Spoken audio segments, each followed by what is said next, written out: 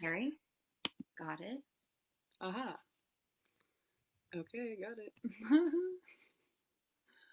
Fun. I think it's live.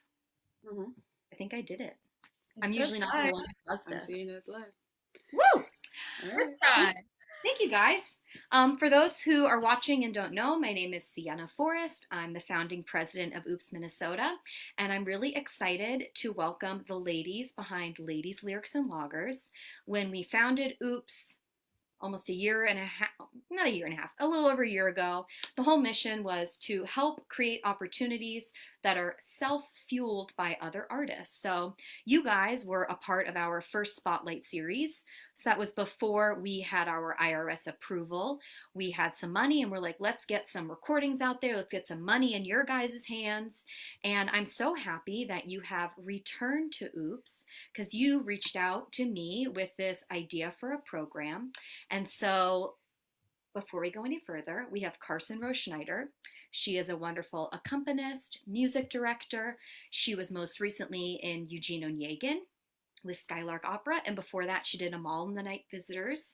You'll see her kind of everywhere around the cities. And then we have Kara Morgan, who was just in AOT's and Opera Theater's Rape of Lucretia. She was absolutely stunning. I want her to teach me how to braid my hair like that. And yeah, even more beautiful than she looked is how she sounded. So, thank you guys for joining today and for curating this wonderful experience called Ladies, Lyrics, and Loggers. Mhm. Welcome. Thank you. Thanks for having us. Yeah. So, how did this program come to be? I know you guys worked together with Spotlight 1.0 and on some other projects as well, but how did this thing happen? Well, if I can start, Carson, we've been wanting to do a recital for a long time, and we've kind of played around with a lot of like location ideas, like rep ideas, and for me, it really started when during the pandemic, I was like, I'm going to learn some music that I've always wanted to learn. And I ordered the score for Schumann's Freund Leben und Leben. And I was like, I got the score and I literally opened it up and I was just like, why did I buy this? This is like the female experience being written by, like through the male lens. Like a man wrote all of this poetry, the man wrote the music. I was like, this is interesting. Like, there isn't, like, why don't I know any music that is written by women, like about women, about the female experience. And so that's why we started like looking into composers that are alive today that happen to be women or female identifying. And we were looking for music that was written about women, about being a woman. And we found a lot. We found a lot of different song cycles, and we've landed on these two that we both really enjoy. So, Carson, why don't you tell us a little about the songs that you ended up choosing, the song cycles?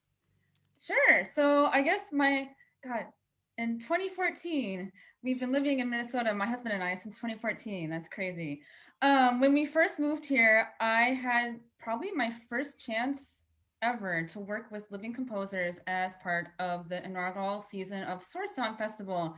And so I actually got to meet Edie Hill and work with her.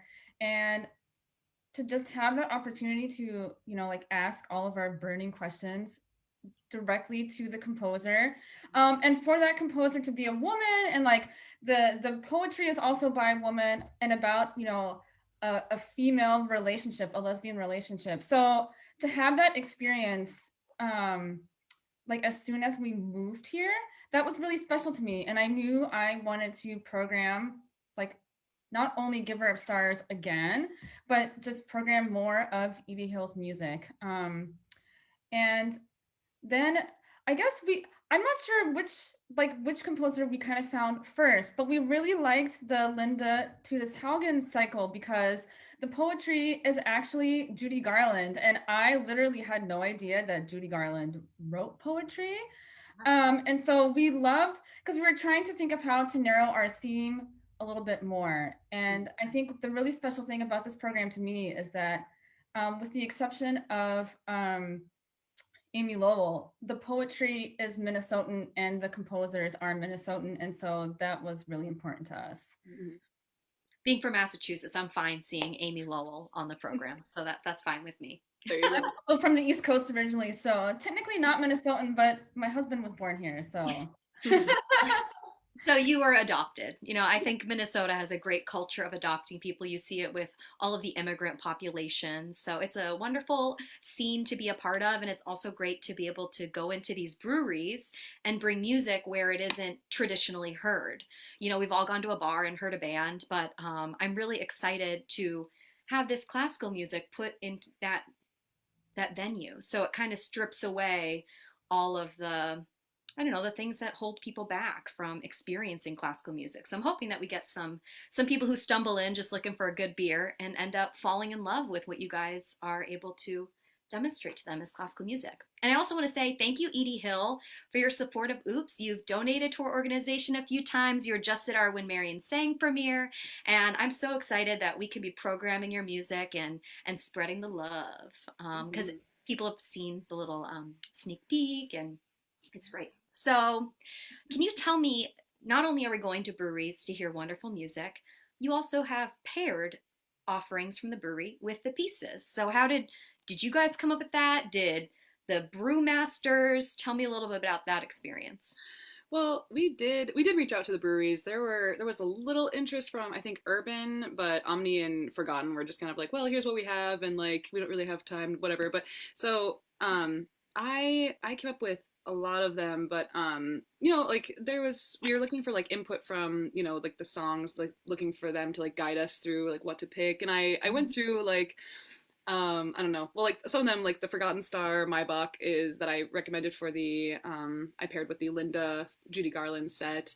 That's like their new beer, and so I was trying to like highlight them anyway. But like others, I was taking from like the fact that Amy Lowell was born in Massachusetts, so there's like a Northeast style IPA that I paired with one of like I used to pair with her song cycle, and she also went back and forth to England a lot, so I like took an English bitter and paired with her song cycle. So there's like little fun things about the composers' lives and about the about Judy's life that I use to kind of like inform my decisions with that, and I think they're all really fun. I really like them. I actually have Lake Day, which I believe I post like I Oh yeah. shared that with somebody, yeah, but yeah, so And it's like the lovely porter, as in the Cole Porter, so people will know that name. And I think even people who don't really know classical music will hopefully be somewhat familiar with Cole Porter's Yeah. name. So. I've got an urban over here as well. It's sadly not one of the pairings, but it is delicious. Tornado Drill IPA. And I love that because it's just, I think people and audiences, they're looking for something plus. We can go to a traditional venue and hear a concert, but now you get to sit, drink a beer, and there's also, you guys wrote these super cute pairings and explaining why it goes with which set, and you guys will leave some space in between for you to go and get a second beer. And I also like that you guys will be talking in between to explain what they've heard or what they are going to hear, just to remove some of those boundaries of expected knowledge beforehand. And people will also have a little QR code that they can scan, which will take them to a web page that will have program notes and all of your text, even though Kara, your English is perfect, in case they want to read along, they can, or study the poetry later. It's just a very accessible vehicle for people to experience these two wonderful song cycles. Yeah, it's kind of what we've been going for, just because like Art Song was born in the salon in like the living room, so we're just kind of like trying to bring it back to like more casual, easily accessible setting. I love that. And so then what do you hope audiences take away from your program? I mean, for me, obviously, like a newfound love of art song and a desire to explore some more, especially like, or just even the knowledge of like there are composers in your backyard, like writing this amazing stuff. I think that'd be really cool. Mm-hmm.